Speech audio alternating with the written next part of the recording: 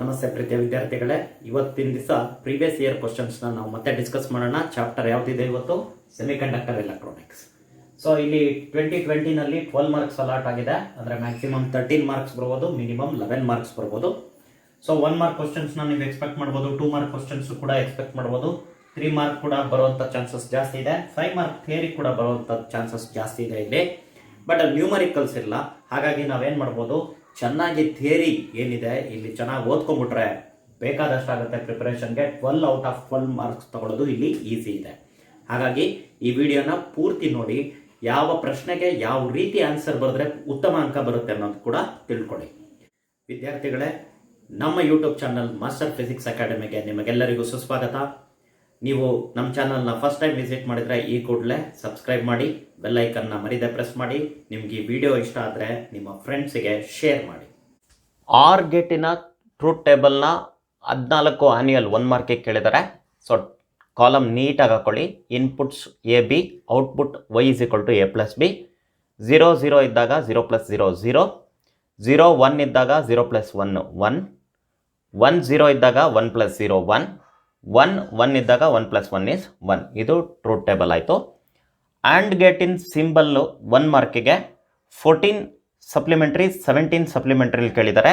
So ಬರೀ symbol ಬರಿಬೇಡಿ, symbol ಜೊತೆಗೆ expression ಕೂಡ ಇನ್ಕ್ಲೂಡ್ ಮಾಡಿ. That's well and good. So ಹುಷಾರಾಗಿ ನೋಡ್ಕೊಳ್ಳಿ ಸಿಂಬಲ್ನ. ನೆಕ್ಸ್ಟು ನ್ಯಾಂಡ್ ಗೇಟ್ ಸಾಕಷ್ಟು ಬಾರಿ ರಿಪೀಟ್ ಆಗಿದೆ. So NAND gate symbol 16 annual, 17 annual, 19 ಸಪ್ಲಿಮೆಂಟ್ರಿಲಿ ಕೇಳಿದ್ದಾರೆ. ಸೊ ಆ್ಯಂಡ್ ಗೇಟಿನ ಸಿಂಬಲ್ ಇರುತ್ತೆ, ಬಟ್ ಈ ಬಬಲ್ ಹಾಕೋದನ್ನು ಮರಿಬೇಡಿ. ಆ್ಯಂಡ್ ಗೇಟಿನ ಎಕ್ಸ್ಪ್ರೆಷನ್ ಬರುತ್ತೆ, ಬಟ್ ಹೋಲ್ ಕಾಂಪ್ಲಿಮೆಂಟ್ ಇರುತ್ತೆ. ಹುಷಾರಾಗಿ ನೋಡ್ಕೊಳ್ಳಿ. A and B whole complement. So ಅದನ್ನು ಕೂಡ ಬರೀರಿ. ಸೊ ಟ್ರೂತ್ ಟೇಬಲ್ನ 3 ಸತಿ ಕೇಳಿದ್ದಾರೆ. 16 annual, 16 supplementary, 19 supplementary. So inputs AB ಇರುತ್ತೆ, ಔಟ್ಪುಟ್ಟಲ್ಲಿ expression A × B whole bar ಇರುತ್ತೆ. ಸೊ 0 0 ಅಂದಾಗ 0 × 0 0 ಬರಬೇಕು, ಅದರ ಕಾಂಪ್ಲಿಮೆಂಟ್ 1. 0 1 ಇದ್ದಾಗ 0 × 1 0 ಬರಬೇಕು, ಅದರ ಕಾಂಪ್ಲಿಮೆಂಟ್ ಮಾಡಿದ್ರೆ 1 ಬರುತ್ತೆ. 1 0 ಇದ್ದಾಗ 1 × 0 0 ಬರಬೇಕು, ಅದರ ಕಾಂಪ್ಲಿಮೆಂಟ್ ಏನಾಗಿರುತ್ತೆ 1. 1 1 ಇದ್ದಾಗ 1 × 1 1 ಆಗುತ್ತೆ, ಅದರ ಕಾಂಪ್ಲಿಮೆಂಟ್ ಏನು 0. ಸೊ ಇದು truth table of NAND gate. What is NAND gate ಅಂತ 17 ಆನ್ಯುಯಲ್ 19 ಸಪ್ಲಿಮೆಂಟ್ರಿಲಿ ಕೇಳಿದ್ದಾರೆ. ಸೊ ಅದು ಏನಂತ ಬರಿಬೇಕು ನೀವು ಅಂದರೆ and gate followed by A not gate. ಇದೊಂದೇ ಉತ್ತರ ಅಂತಲ್ಲ, ಇನ್ನೊಂದು ರೀತಿಯಲ್ಲೂ ಬರಿಬೋದು ನೀವು. ಯಾವ ರೀತಿ ಬರಿಬೋದು ಅಂದರೆ NAND gate is a logic gate which gives high output when any of it's input is low. ಅಂದರೆ ಯಾವುದಾದ್ರೂ ಒಂದು ಇನ್ಪುಟ್ ಲೋ ಇದ್ದರೆ ಸಾಕು, ಹೈ ಔಟ್ಪುಟ್ ಬರ್ತದೆ. ಈ ಥರನೂ ಬರಿಬೋದು, ಬಟ್ ಇದು ತುಂಬ ಸಿಂಪಲ್ ಆಗಿರ್ತಕ್ಕಂಥದ್ದು. ನಾರ್ ಗೇಟ್ ಸಿಂಬಲ್ ಕೊಡಿ ಅಂತ 20 ಆನ್ಯುಯಲಲ್ಲಿ ಕೇಳಿದ್ದಾರೆ 1 ಮಾರ್ಕಿಗೆ.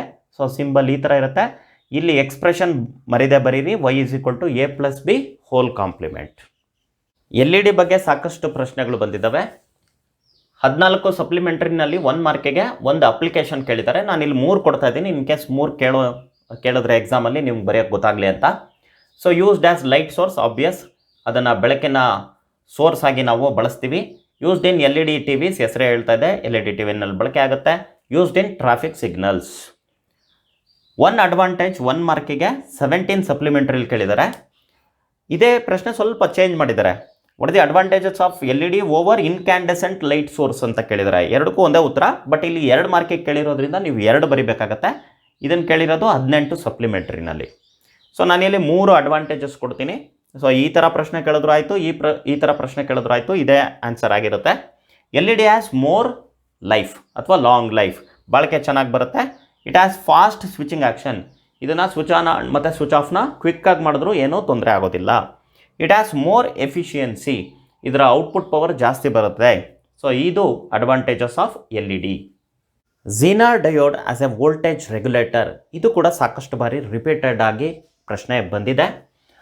3 ಮಾರ್ಕಿಗೆ 14 ಸಪ್ಲಿಮೆಂಟ್ರಿ, 17 ಸಪ್ಲಿಮೆಂಟ್ರಿ, 18 ಸಪ್ಲಿಮೆಂಟ್ರಿಲಿ ಬಂದಿದೆ. 5 ಮಾರ್ಕಿಗೆ ಒಂದು ಕ್ವಶನ್ ಟ್ಯಾಗ್ ಮಾಡಿದ್ದಾರೆ, what is A Zener diode ಅಂತ ಎಕ್ಸ್ಟ್ರಾ ಕ್ವಶನ್ ಟ್ಯಾಗ್ ಮಾಡಿದ್ದಾರೆ 20 ಸಪ್ಲಿಮೆಂಟ್ರಿಲಿ.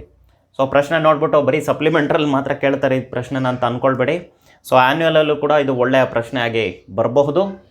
ಸೊ ಇಲ್ಲಿ ಮೊದಲಿಗೆ ನೀವು ಸರ್ಕ್ಯೂಟ್ನ ಬರ್ಕೊಳ್ತೀರಾ. ಸರ್ಕ್ಯೂಟ್ ಬರಿಬೇಕಾದ್ರೆ ಝೀನರ್ ಡಯೋಡ್ ರಿವರ್ಸ್ ಬಯಾಸ್ ಆಗಿರೋದನ್ನ ತೋರಿಸಿ, ಅನ್ರೆಗ್ಯುಲೇಟೆಡ್ DC ಇನ್ಪುಟ್ನ ನೀವು ಝೀನರ್ ಡಯೋಡ್ ಮತ್ತು ಸೀರೀಸ್ ರೆಸಿಸ್ಟೆನ್ಸ್ಗೆ ಕನೆಕ್ಟ್ ಮಾಡ್ತಾ ಇದ್ದೀರಾ. negative terminal P type of the Zener diode, positive terminal N type of the Zener diode connect ಆಗಿದೆ.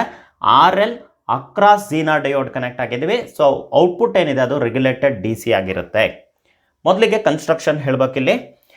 The unregulated DC voltage is connected to the Zener diode through a series resistance RS such that the Zener diode is reverse biased and works at the breakdown.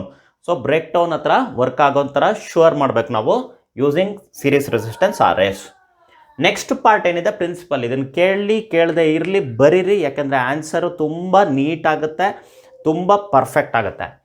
At Zener breakdown voltage across Zener diode remains constant even when current through it changes.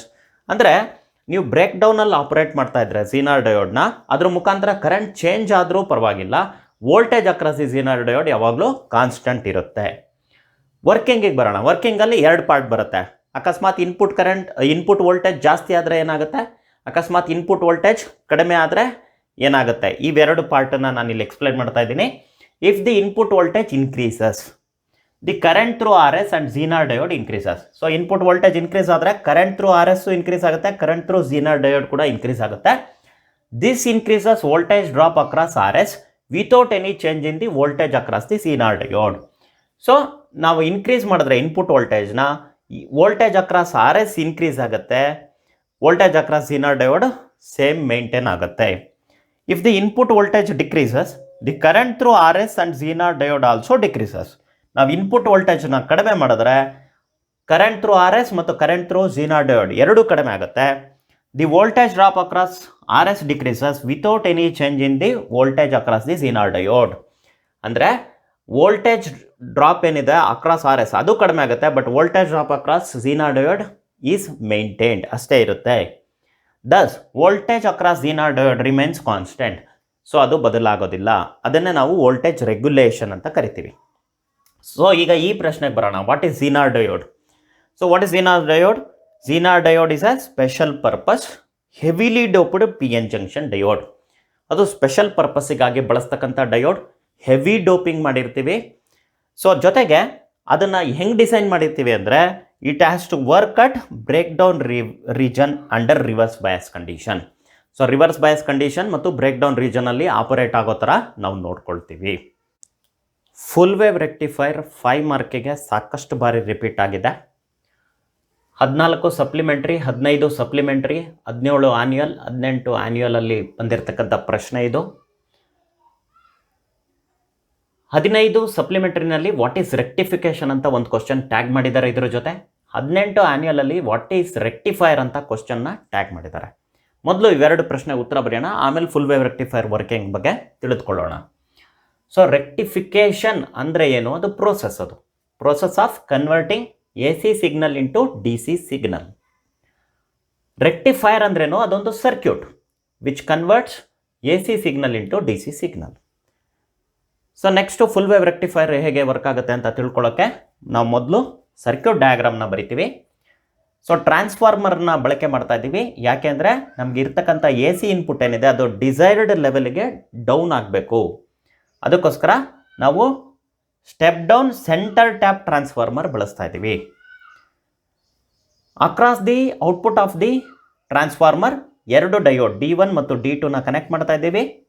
Centre ಟ್ಯಾಪಿಂದ ಒಂದು ವೈರ್ನ ತೊಗೊಂಬಂದು ಈ ಎರಡು diodes connect ಆಗಿರೋ ಪಾಯಿಂಟಿಗೆ ನಡುವೆ ಒಂದು load ರೆಸಿಸ್ಟರ್ಸ್ನ connect ಮಾಡ್ತಾ ಇದ್ದೀವಿ. Across load resistor we get DC output. So principal ಅವ್ರಿಗೆ ಕೇಳಿರಲಿ ಕೇಳದೆ ಇರಲಿ, ಕ್ವಶನಲ್ಲಿ ಇಲ್ಲ ಅಂತ ಹೇಳ್ಬಿಟ್ಟು ಬಿಡಬೇಡಿ, ಬರೀರಿ. ಪ್ರಿನ್ಸಿಪಲ್ ಏನಪ್ಪ ಅಂದರೆ, diode conducts when it is forward bias and it does not conduct when it is reverse bias. ಅದು ಪ್ರಿನ್ಸಿಪಲ್ ಆಗಿದೆ. ಕನ್ಸ್ಟ್ರಕ್ಷನ್, ಸೊ ನಾನು ಈಗೇನು ಹೇಳಿದೆ ಸರ್ಕ್ಯೂಟ್ ಡಯಾಗ್ರಾಮ್ ಎಕ್ಸ್ಪ್ಲೈನ್ ಮಾಡಬೇಕಾದ್ರೆ ಅದನ್ನೇ ಬರೀತೀರಾ, ದಟ್ ಈಸ್ ಕನ್ಸ್ಟ್ರಕ್ಷನ್. ನೆಕ್ಸ್ಟು ವರ್ಕಿಂಗಿಗೆ ಬರ್ತೀವಿ. ಸೊ ವರ್ಕಿಂಗಲ್ಲಿ ಎರಡು ಪಾರ್ಟ್ಸ್ ಇರುತ್ತೆ. ಪಾಸಿಟಿವ್ ಆಫ್ ಸೈಕಲಲ್ಲಿ ಏನಾಗುತ್ತೆ ಅಂತ ಹೇಳಬೇಕಾಗತ್ತೆ, ನೆಗೆಟಿವ್ ಆಫ್ ಸೈಕಲಲ್ಲಿ ಏನಾಗುತ್ತೆ ಅಂತ ಹೇಳಬೇಕಾಗತ್ತೆ. So during positive half cycle, so positive half ಸೈಕಲಲ್ಲಿ A is at higher potential, B is at lower potential.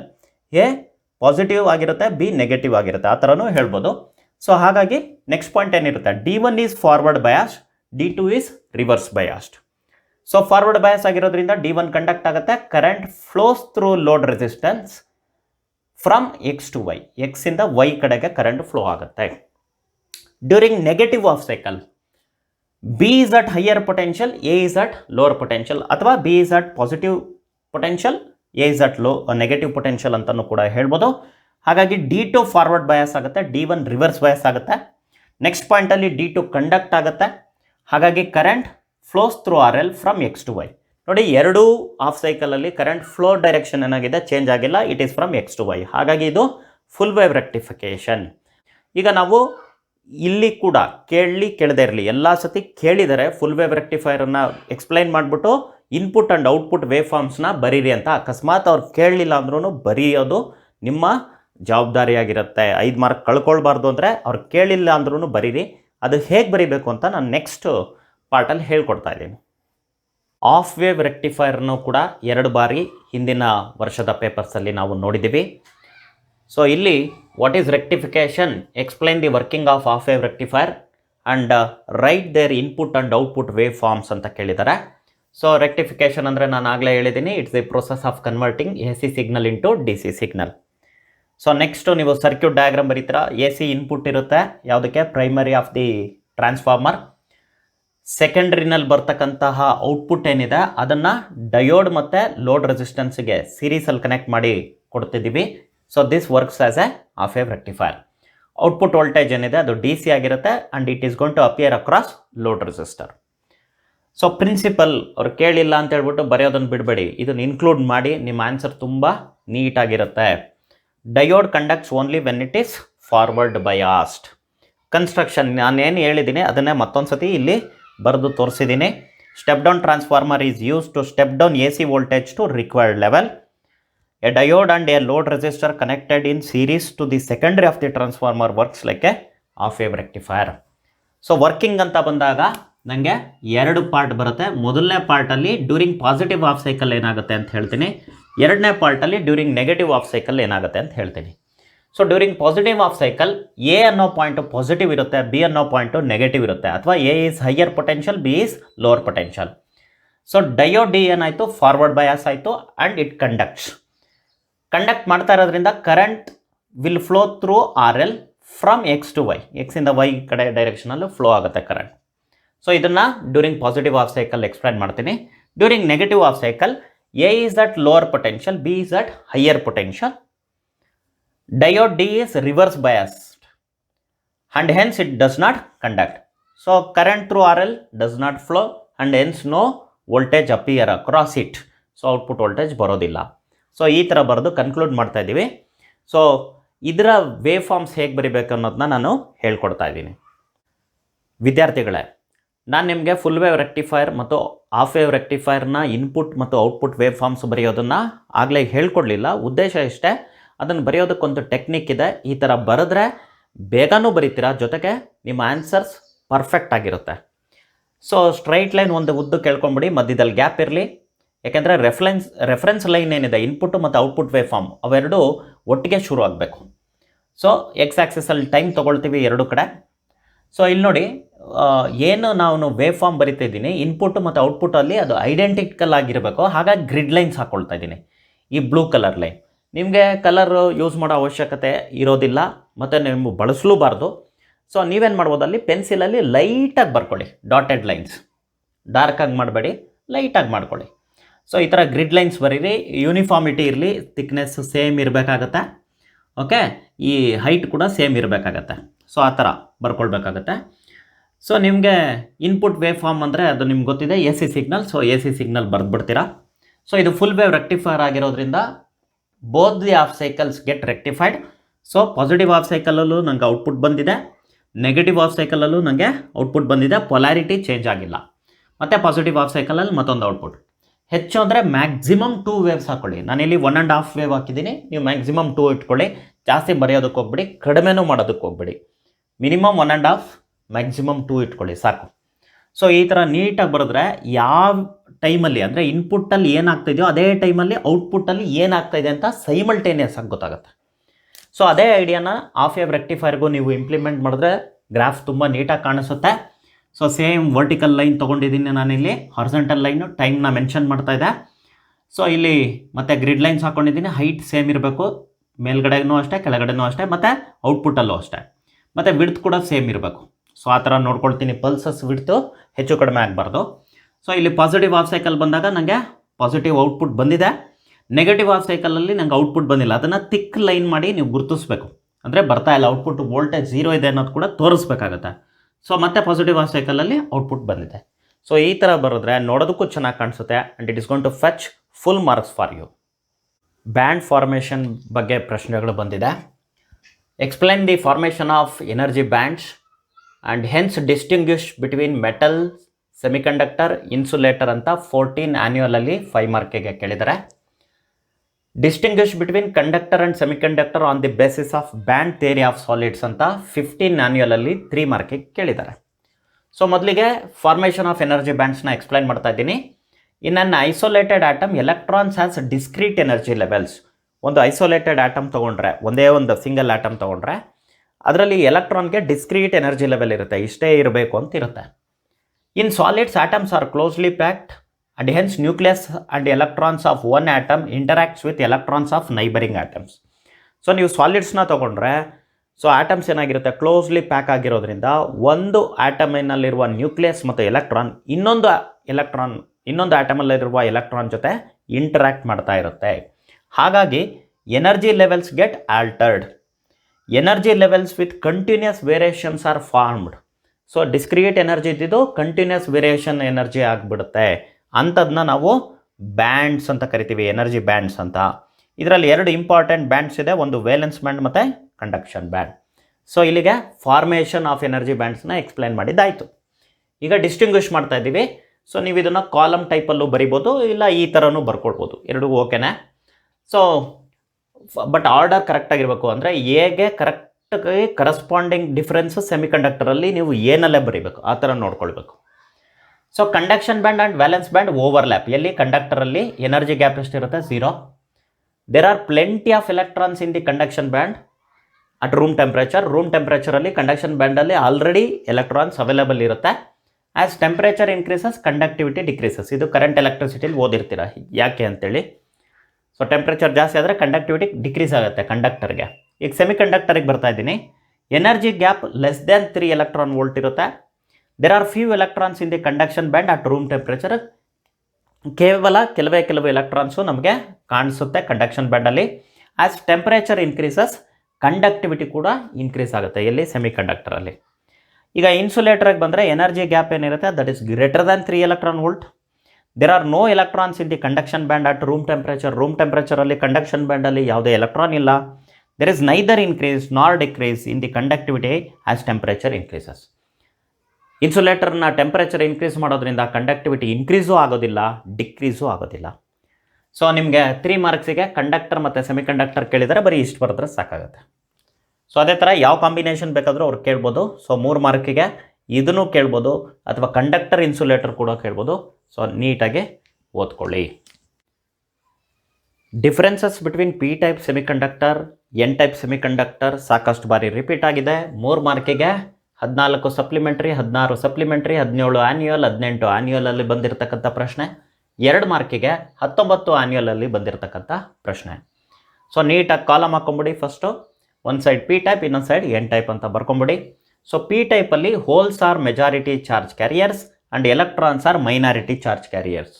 ಬಹಳಷ್ಟು ವಿದ್ಯಾರ್ಥಿಗಳು ಇದನ್ನು 2 ಡಿಫ್ರೆನ್ಸ್ ಥರ ಗುರುತು ಮಾಡ್ತಾರೆ. ಮಾಡೋಕ್ಕೋಗ್ಬೇಡಿ, ಯಾಕೆಂದರೆ ಹೋಲ್ಸ್ ಮೆಜಾರಿಟಿ ಅಂದಾಗ ಅದರ ಇನ್ನೊಂದು ಅರ್ಥ ಏನು, ಎಲೆಕ್ಟ್ರಾನ್ಸ್ ಮೈನಾರಿಟಿ ಅಂತ. ಹಾಗಾಗಿ ಅದು 2 ಡಿಫ್ರೆನ್ಸ್ ಆಗಲ್ಲ, ಕೇವಲ 1 ಡಿಫ್ರೆನ್ಸ್. ಸೊ ಎನ್ ಟೈಪಲ್ಲಿ ಏನು ಬರೀತೀರಾ, electrons are majority charge carriers and holes are minority charge carriers. 2ನೇ ಡಿಫ್ರೆನ್ಸ್, ಪಿ ಟೈಪ್ ಸೆಮಿಕಂಡಕ್ಟರ್ ಹೇಗಾಗುತ್ತೆ ಅಂತ ಹೇಳ್ತಾ ಇದ್ದೀನಿ. ಫಾರ್ಮ್ಡ್ ಬೈ ಡೋಪಿಂಗ್ ಇಂಟ್ರೆನ್ಸಿಕ್, ಅಂದರೆ pure semiconductor, by trivalent dopant. So ಇಲ್ಲಿ ಟ್ರೈವೆಲೆಂಟ್ ಡೋಪೆಂಟ್ ಇರುತ್ತೆ. ಎನ್ ಟೈಪ್ ಹೇಗೆ ಫಾರ್ಮ್ ಆಗುತ್ತೆ, formed by doping intrinsic semiconductor by pentavalent dopant. 3ನೇ ಡಿಫ್ರೆನ್ಸ್. ಸೊ 3ನೇ ಡಿಫ್ರೆನ್ಸ್ ಏನು, ಅಕ್ಸೆಪ್ಟಾರ್ ಎನರ್ಜಿ ಲೆವೆಲ್ ಫಾರ್ಮೇಷನ್ ಆಗುತ್ತೆ. ಕಂಡಕ್ಷನ್ ಬ್ಯಾಂಡ್ ಮತ್ತು ವೇಲೆನ್ಸ್ ಬ್ಯಾಂಡ್ ನಡುವೆ ಮೊದಲು ಏನೂ ಇರಲಿಲ್ಲ, ಈಗ ಅಕ್ಸೆಪ್ಟಾರ್ ಎನರ್ಜಿ ಲೆವೆಲ್ ಬರುತ್ತೆ. ಎಲ್ಲಿ ಬರುತ್ತೆ, just above the valence band. Valence ಬ್ಯಾಂಡ್ಗಿಂತ ಸ್ವಲ್ಪ ಮೇಲೆ ಬರುತ್ತೆ. ಇಲ್ಲಿ donor energy level is created. Valence band ಮತ್ತು ಕಂಡಕ್ಷನ್ ಬ್ಯಾಂಡ್ ನಡುವೆ ಒಂದು ಎನರ್ಜಿ ಲೆವೆಲ್ ಇಂಟ್ರೊಡ್ಯೂಸ್ ಆಗ್ತಾ ಇದೆ, ಡೋನರ್ ಎನರ್ಜಿ ಲೆವೆಲ್. ಅದೆಲ್ಲಿದೆ? ಜಸ್ಟ್ ಬಿಲೋ ದ ಕಂಡಕ್ಷನ್ ಬ್ಯಾಂಡ್ಗಿಂತ ಸ್ವಲ್ಪ ಕೆಳಗಡೆ ಇದೆ. ಸೊ 2 ಮಾರ್ಕಿಗೆ ಕೇಳಿದ್ರೆ 2 ಡಿಫ್ರೆನ್ಸ್ ಬರೀತೀರಾ, 3 ಮಾರ್ಕಿಗೆ ಕೇಳಿದ್ರೆ 3 ಡಿಫ್ರೆನ್ಸ್ ಬರೀತೀರಾ. ವಿದ್ಯಾರ್ಥಿಗಳೇ, ಇಲ್ಲೊಂದು ಪ್ರಶ್ನೆ ಇದೆ. ಫೋಟೋ ಡಯೋಡ್ ಅಂದ್ರೇನು, ಅದರ ಒಂದು ಯೂಸ್ ಹೇಳಿ ಅಂತ 2 ಮಾರ್ಕ್ಸಿಗೆ 15 ಆನ್ಯುವಲ್ ಅಲ್ಲಿ ಬಂದಿರತಕ್ಕಂಥದ್ದು. ಫೋಟೋ ಡಯೋಡ್ ಅಂದರೆ special purpose PN junction diode whose reverse bias current increases with intensity of light falling on it. ಅಂದರೆ ಅದರ ಮೇಲೆ ಬೆಳಕು ಹೆಚ್ಚು ಬಿದ್ದಷ್ಟು ಅದರ ರಿವರ್ಸ್ ಸ್ಯಾಚುರೇಷನ್ ಕರೆಂಟ್ ಇನ್ಕ್ರೀಸ್ ಆಗ್ತಾ ಹೋಗ್ತದೆ, ರಿವರ್ಸ್ ಕರೆಂಟ್ ಇನ್ಕ್ರೀಸ್ ಆಗ್ತಾ ಹೋಗ್ತದೆ ಅಂತ diode photo diode. So uses 3 ಕೊಟ್ಟಿದ್ದೀನಿ ನಾನು, ಯಾಕೆಂದರೆ 3 ಮಾರ್ಕಿಗೂ ಕೇಳ್ಬಿಡ್ಬೋದಲ್ಲ. ಹಾಗಾಗಿ use to measure intensity of light intensity ಎಷ್ಟಿದೆ ಅಂತ ಮೆಷರ್ ಮಾಡೋದಕ್ಕೆ ಬಳಸ್ಬೋದು. Used in burglar alarm systems, used in fire detectors. Next 1 ಮಾರ್ಕಿಗೆ 15 ಸಪ್ಲಿಮೆಂಟ್ರಿನಲ್ಲಿ ನ್ಯಾಂಡ್ ಗೇಟಿನ ಇನ್ಪುಟ್ಸ್ A1 ಇದ್ದಾಗ B0 ಇದ್ದಾಗ ಔಟ್ಪುಟ್ ಏನು ಅಂತ ಕೇಳಿದ್ದಾರೆ. ಸೊ ಇದನ್ನು ಡೈರೆಕ್ಟಾಗಿ ನೀವು 1 ಅಂತ ಬರೆದ್ರೆ ಬಹುಶಃ ನಿಮ್ಗೆ ಮಾರ್ಕ್ಸ್ ಕಟ್ ಮಾಡಿದ್ರೆ ನೀವು ಅದನ್ನು ಚಾಲೆಂಜ್ ಮಾಡೋಕ್ಕಾಗಲ್ಲ. ಯಾಕೆಂದರೆ ಇನ್ಸ್ಟ್ರಕ್ಷನ್ಸಲ್ಲೇ ಕೊಟ್ಬಿಟ್ಟಿರ್ತಾರೆ answers return without relevant steps carries no marks ಅಂತೇಳಿ. ಹಾಗಾಗಿ ಇಲ್ಲಿ ಸ್ಟೆಪ್ಸ್ ತೋರಿಸಿದ್ದೀನಿ, ನ್ಯಾಂಡ್ ಗೇಟ್ ಬರೆದಿದ್ದೀನಿ, ನ್ಯಾಂಡ್ ಗೇಟಿನ ಎಕ್ಸ್ಪ್ರೆಷನ್ ಬರೆದಿದ್ದೀನಿ, output expression A into B whole bar. So A1 ಇದೆ ಇಂಟು B0 ಇದೆ ಹೋಲ್ ಬಾರ್ ಇದೆ. ಸೊ 1 ಇಂಟು 0 ಅಂದರೆ 0 ಬಾರ್ ಹಾಕ್ತಿದ್ದೀನಿ 1 ಬರುತ್ತೆ. ಸೊ ಫೈನಲ್ ಔಟ್ಪುಟ್ ಎಷ್ಟಿರುತ್ತೆ? 1 ಇರುತ್ತೆ. ಸೊ ಸ್ಟೆಪ್ಸ್ನ ತೋರಿಸಿ ಮರಿದೆ. ನೆಕ್ಸ್ಟ್ ಇನ್ನೊಂದು ಪ್ರಶ್ನೆ ಇದೆ 2 ಮಾರ್ಕಿಗೆ 15 ಸಪ್ಲಿಮೆಂಟ್ರಿನಲ್ಲಿ ಇಂಟ್ರೆನ್ಸಿಕ್ ಸೆಮಿಕಂಡಕ್ಟರ್ ಅಂದ್ರೇನು, P ಟೈಪ್ ಸೆಮಿಕಂಡಕ್ಟರ್ ಮಾಡೋದಕ್ಕೆ ಯಾವ ಎಲಿಮೆಂಟನ್ನು ಡೋಪೆಂಟ್ ಆಗಿ ಬಳಸ್ತೀವಿ ಅಂತ. ಸೊ ಪ್ಯೂರ್ ಸೆಮಿಕಂಡಕ್ಟರ್ನ ನಾವು ಇಂಟ್ರೆನ್ಸಿಕ್ ಸೆಮಿಕಂಡಕ್ಟರ್ ಅಂತ ಕರಿತೀವಿ.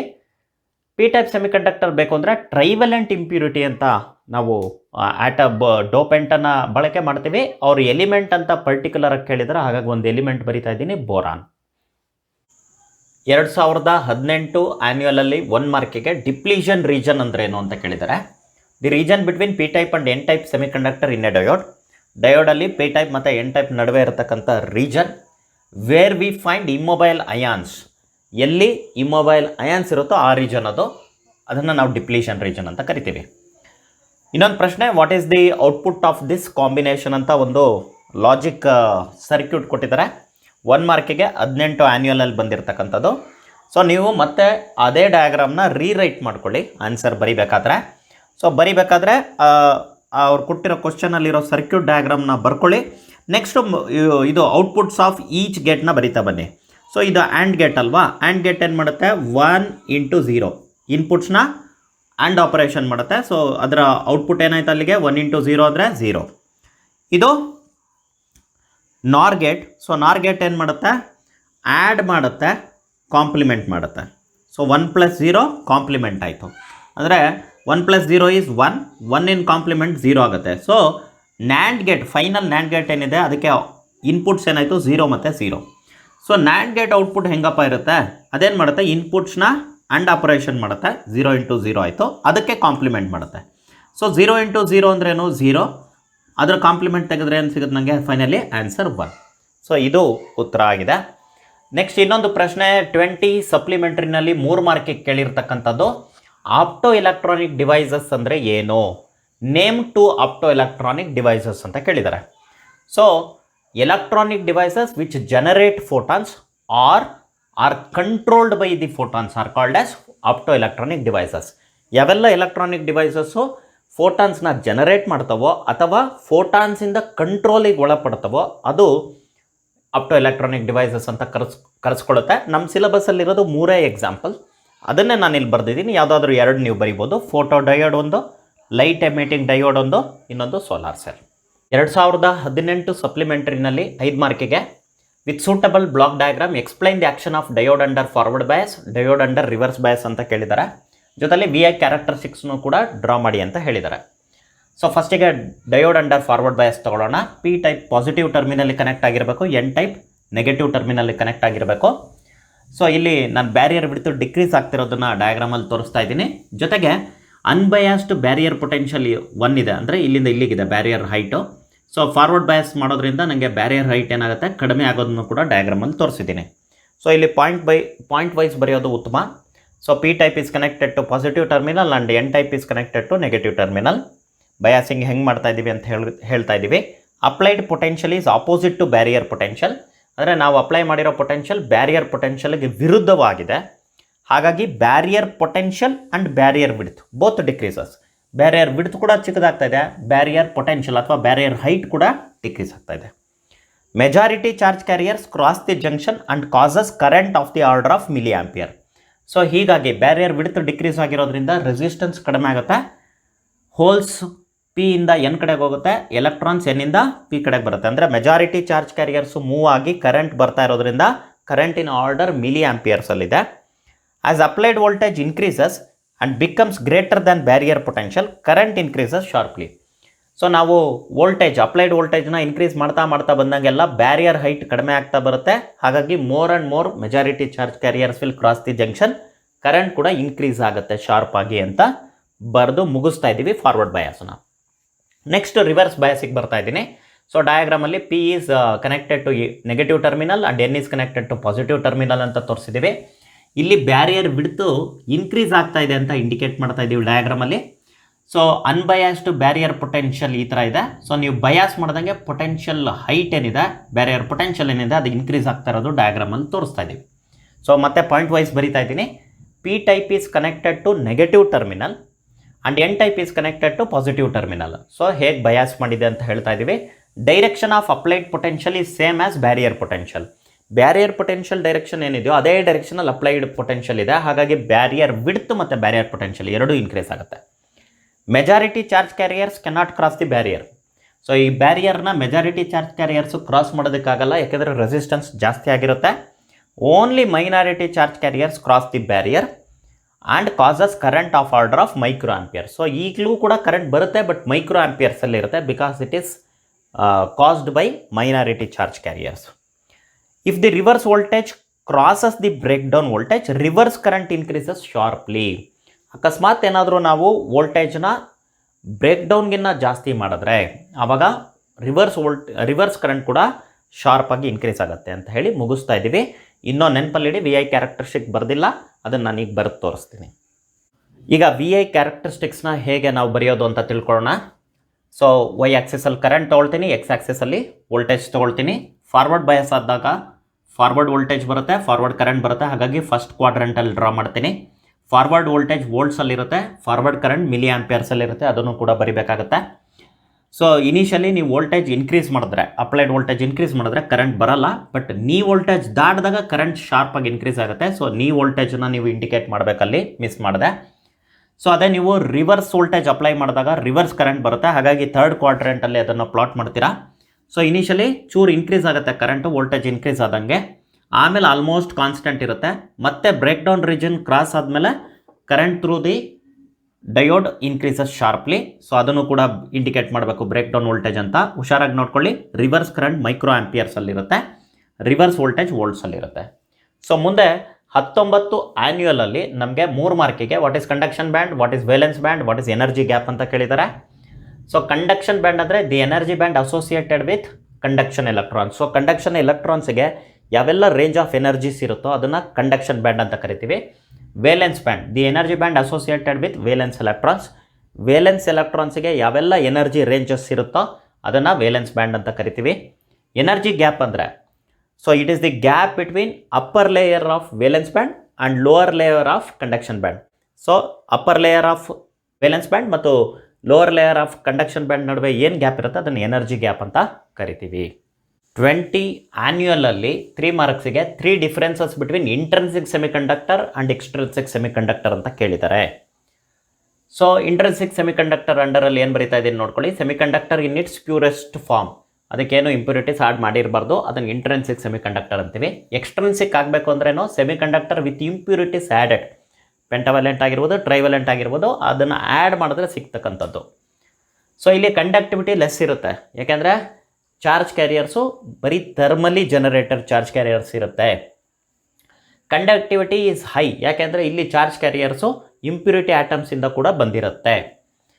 So number of holes is equal to number of free electrons under intrinsic semiconductor, ಯಾಕೆಂದರೆ ಎಲೆಕ್ಟ್ರಾನ್ ಹೋಲ್ ಪೇರ್ ಜನರೇಟ್ ಆಗ್ತಾ ಇರೋದು. ಸೊ ಒಂದು ಫ್ರೀ ಎಲೆಕ್ಟ್ರಾನ್ ಒಂದು ಹೋಲ್ ಆ ಥರ ಇರುತ್ತೆ. ಸೊ ನಂಬರ್ ಆಫ್ ಹೋಲ್ಸ್ ಮತ್ತು number of free electrons same ಇರುತ್ತೆ.